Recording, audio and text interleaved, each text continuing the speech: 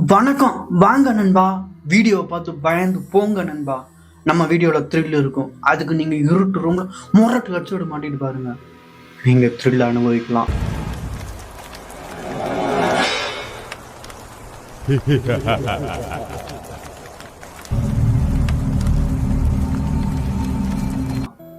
இன்னைக்கு சொல்ல போற கதை என்னன்னு பாத்தீங்கன்னா, ஒரு ஹாலோவின் ஸ்பெஷல்னு கூட சொல்லலாங்க.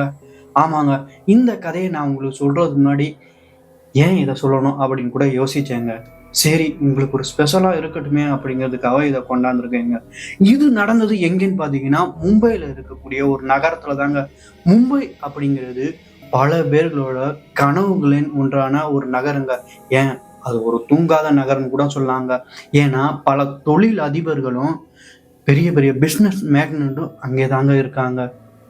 ஏன் நம்ம ஊர் நடிகை கூட சில பேர் மும்பைக்கு குடிபெயர்ந்து போயிட்டாங்கன்னு கூட நம்ம கேள்விப்பட்டது உண்டுங்க.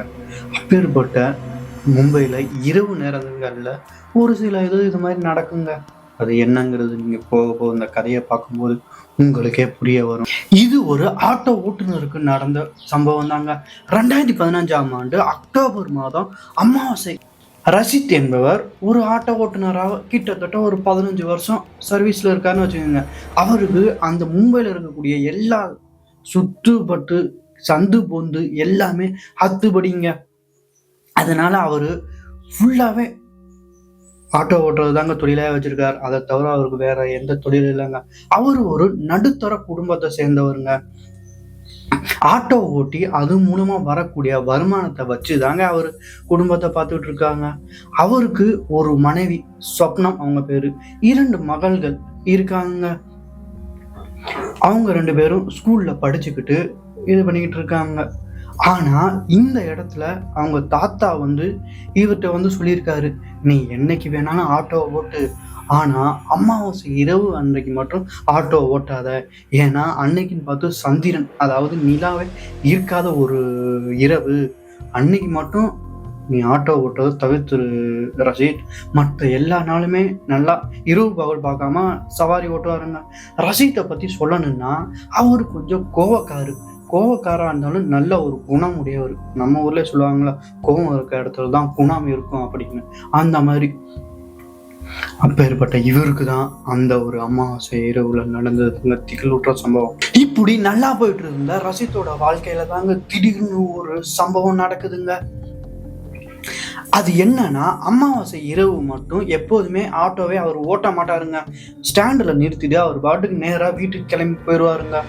ஆனால் இந்த ஒரு நிகழ்வு நடந்ததுக்கு அப்புறமா அமாவாசை இரவும் ஓட்ட வேண்டிய சூழ்நிலைக்கு தள்ளப்பட்டாருங்க. அது என்னன்னா, திடீர்னு அவரோட பெரிய பொண்ணு உடல்நலம் சரியில்லாமல் ஹாஸ்பிட்டலில் சேர்த்துருக்காங்க. ஹாஸ்பிட்டலுக்கு சின்ன ஒரு ஆப்ரேஷன் அந்த மாதிரி பண்ணுற மாதிரி நிலைமை வந்துருச்சுன்னு வச்சுக்கோமே, ஒரு 25,000 வரைக்கும் தேவைப்படுது. ரஷீத் கிட்ட எந்த வித சேமிப்புமே இல்லை.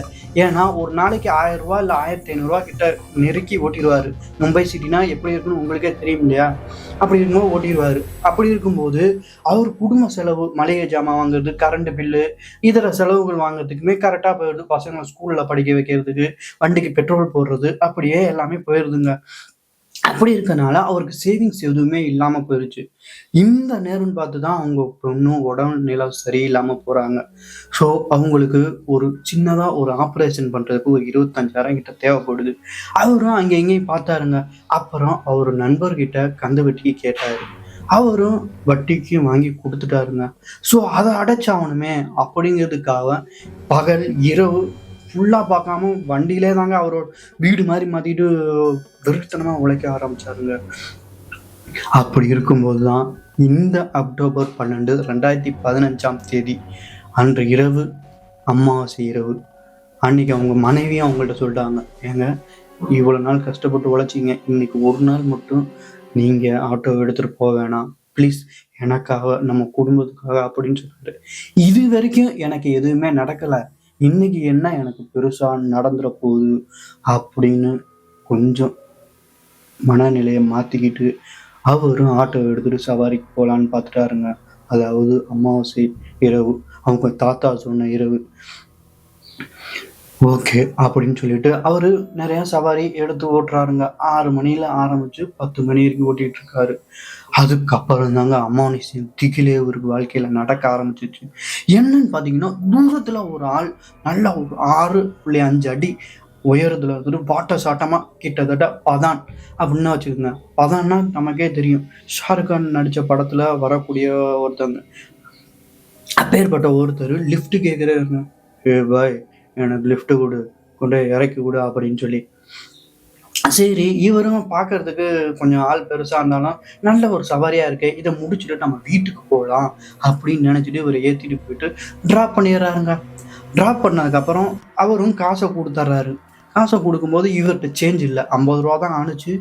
ஆனால் அவர் 100 ரூபாயா கொடுக்குறாரு. சேஞ்ச் இல்லாத காரணத்தினால அவர் வந்து, தம்பி இதை நீ டிப்ஸாகவே வச்சுக்க அப்படின்னு சொல்லிட்டு கிளம்பிட்டு போறாருங்க.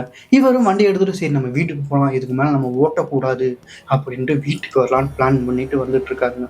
வந்துட்டு இருக்கும்போது தூரத்துல ஒரு சிக்னல் இருக்குங்க. அந்த சிக்னல் பக்கத்துல மறுபடியும் ஒருத்தர் கையை காட்டி ஆட்டோ கேட்கிறாருங்க, அதாவது வாடகைக்கு எடுத்துட்டு போலான்னு. அப்படி பார்க்கும்போது இவருக்கு கொலை நடந்துற விதமா நடந்துச்சுங்க.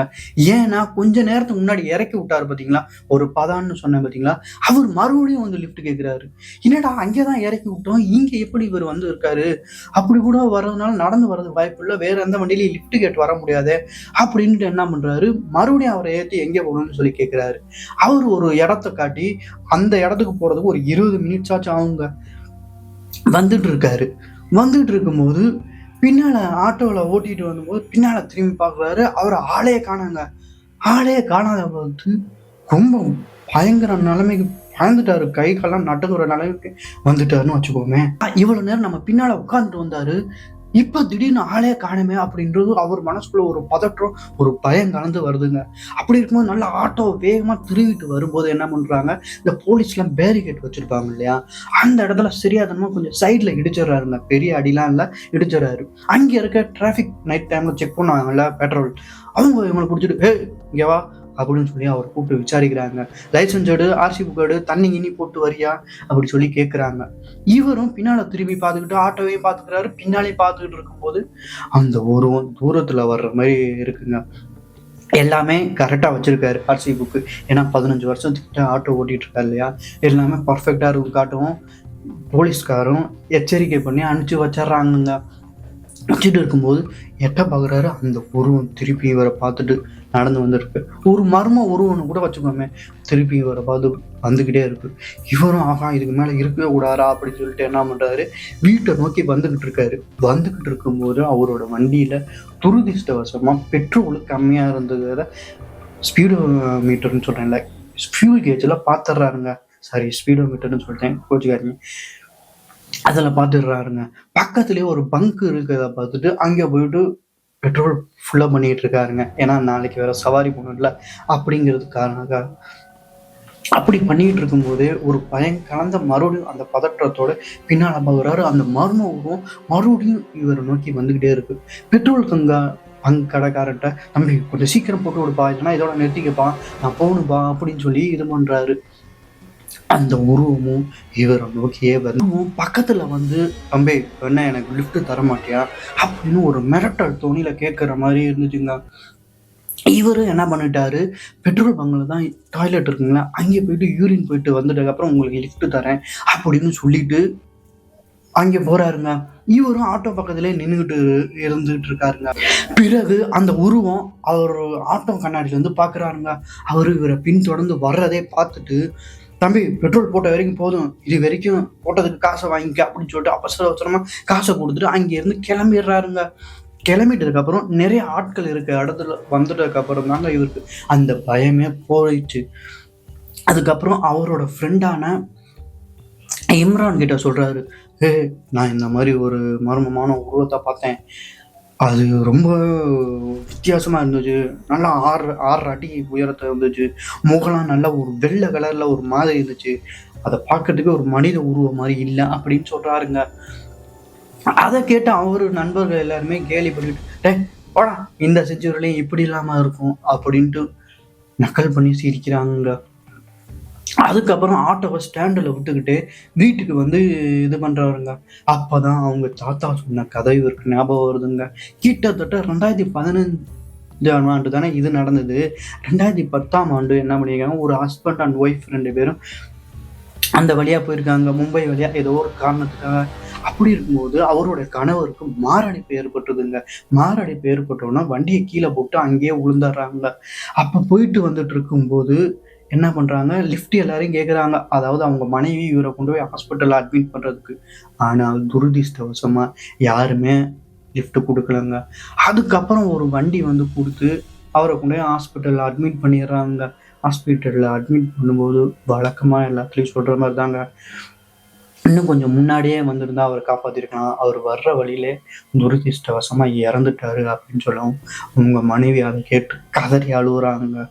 இந்த இடத்துல ஹியூமனிட்டி ஃபெயிலியர் ஆயிடுச்சுங்க. யாராச்சும் ஒருத்தங்க லிஃப்ட் கொடுத்துருந்தா அந்த உயிரை காப்பாற்றிருந்துருக்கலாம். ஆனால் யாருமே கொடுக்க முன் வரல.